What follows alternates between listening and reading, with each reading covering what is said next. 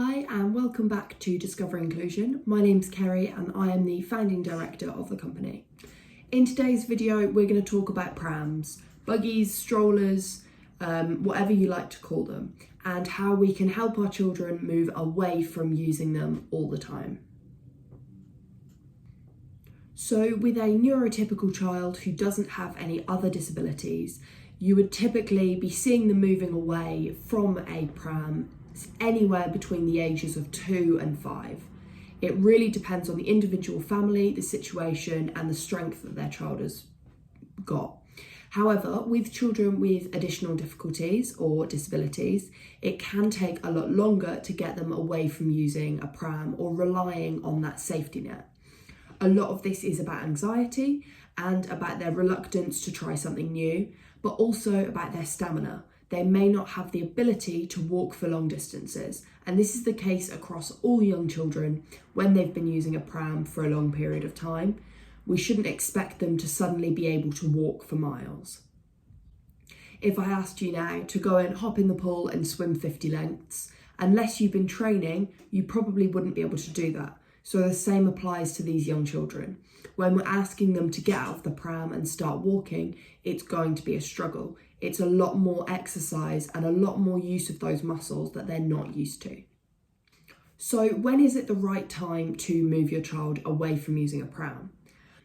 Some children may have a physical disability that impacts their ability to walk, and so being able to walk confidently is a key step in moving away from using a pram or a stroller. Some children will continue to use a pram in the case of a wheelchair substitute.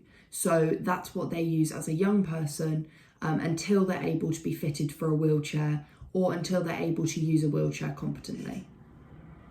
For those children that are able to walk and that are able to move away from using a pram, there are lots of different options of things that you can do to help them build their endurance and build their strength so that it's an easier transition. For a lot of children, it's quite nerve-wracking to not be taking the pram because for them, it's their safety. They can get back in when they're feeling tired or upset, and it's something they're used to. The same goes for parents and guardians. If you're going out with a pram, you know you've got space underneath to store things, you know that your child's always got somewhere to go, and if they're still napping, you know that it doesn't matter where you are, you can just put them in the pram and they can have a nap later in the day. Despite these challenges, it is important for children to move away from using a pram or a pushchair, not only for you to be able to guide them towards growing and increasing their strength, but also to improve their independence. What are some of the alternatives, some of the ways of moving forward? The first one is something like a tricycle or a balance board. It's going to depend on whether you've got other children and how old those children are. So if your child is going to have a younger sibling, you might want to consider a balance board on the back of your pram so that the younger child gets into the pram and your older child can balance on the back. Or sometimes you can get ones with seats, which means they still have the ability to sit down and relax, but they're able to move away from being strapped into a buggy. And it gives them a little bit more freedom to get up and explore and play. Another option is a tricycle. Now this could be with a handle on the back so they can put their feet up and you can push them. They still get to sit down, they still get their safe space, but they're able to pedal, or they might be able to get off easily so that they can go and play or check out something that they've seen that they're really excited by. Another thing that's quite common is using scooters, getting your child to just stand on the scooter and hold the handles whilst you pull them, and then moving on to teaching them how to use the scooter so they have that independence to move on their own. It can also be quite fun because they get to try going really fast. They might want to do their own controlling, which gives them a little bit more independence and helps them feel more confident about being outside of a pram. If you decide your child is going to be using a bike, a tricycle, a scooter, you may decide that you want to encourage them to wear a helmet. This isn't completely necessary as it is up to what they might be doing, how far away from you they might be going. So if you're pushing a child on a bike or you're pulling them on a scooter, it's not necessary for them to have a helmet. However, you may want to introduce that as something they need to do for when they get older. The example being if they're on a trike or a bike with stabilisers, that they need to wear a helmet because as they get older and they cycle further away from you, they need to be wearing a helmet for their safety. Again, this is something you can introduce through TV programs or books or stories so that they understand why they need to wear something on their head that they wouldn't usually wear.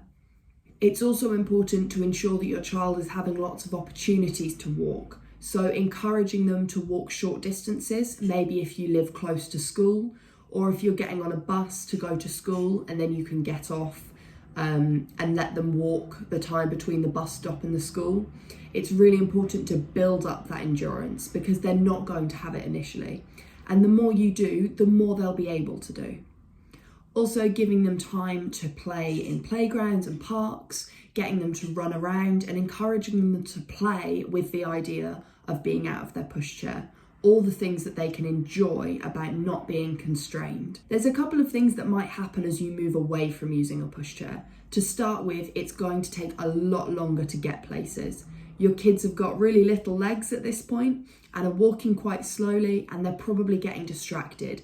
There's loads of things to look at, but also now that they're out of the wheelchair, they can go and touch things, they might try and eat things. So it's about making sure that you leave a little bit extra time so that they're able to do that without it becoming a negative experience of you having to pull them away from things they want to explore. You may also find that your child becomes dysregulated and upset about being away from the pushchair. Something you can try is ensuring that they've got something else of comfort to them, whether this is headphones so they can listen to some music and it's less overwhelming. You might want to bring fidget toys or another safety net. So like I said, the scooters, the tricycles, something that gives them somewhere to go should they get overwhelmed. But it's really important not to continue relying on the pushchair and to make a clear and concise move away from it. If you find your child is really struggling, especially when you go out for longer times, it's not the wrong thing to do to take your pushchair or your pram. It's just about ensuring that they do spend time outside of it as well. So say you know you're going to be going on a long walk with family or friends, you might take the pushchair and encourage the child to walk sometimes and go in the pushchair. Another option, like I've mentioned, is playing games with it, seeing if you can walk to the next lamppost or run until you get to that tree. Each time trying something different. Can you skip? Can you hop? Can you jump? And maybe introducing animals. Can you walk like an elephant until we get to the post box? Another thing to do when you're moving away from using the pram or the pushchair is to show the children stories.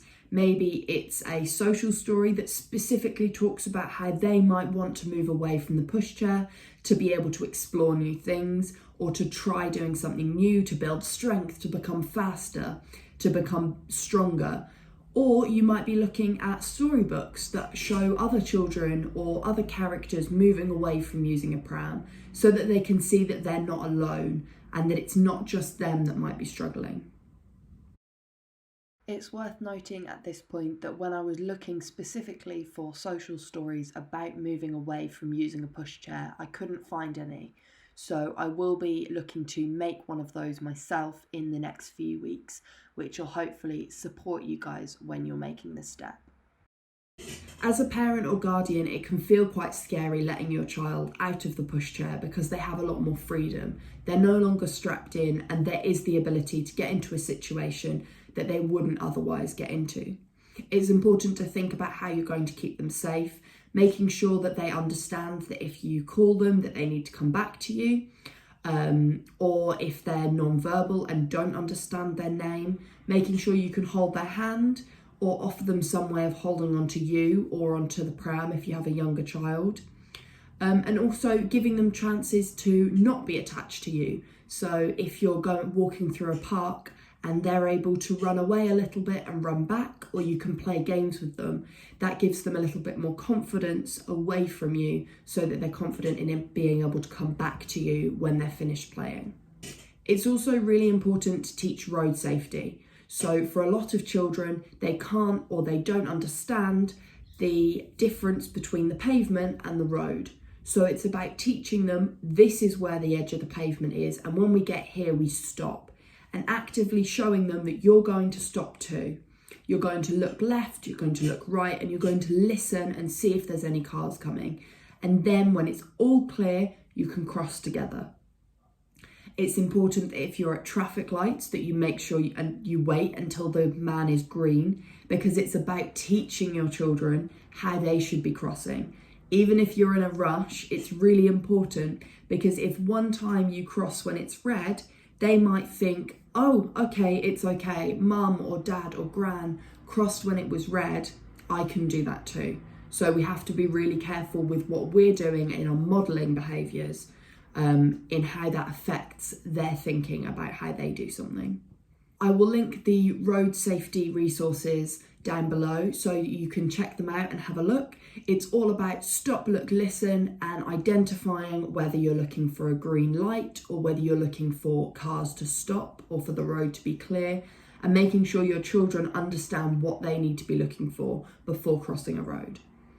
You can also look at this through social stories, often in kids' TV programmes or in storybooks. It will show representation of learning to cross a road and learning about road safety.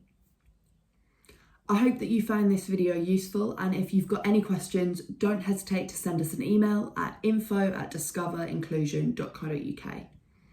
Thanks for watching.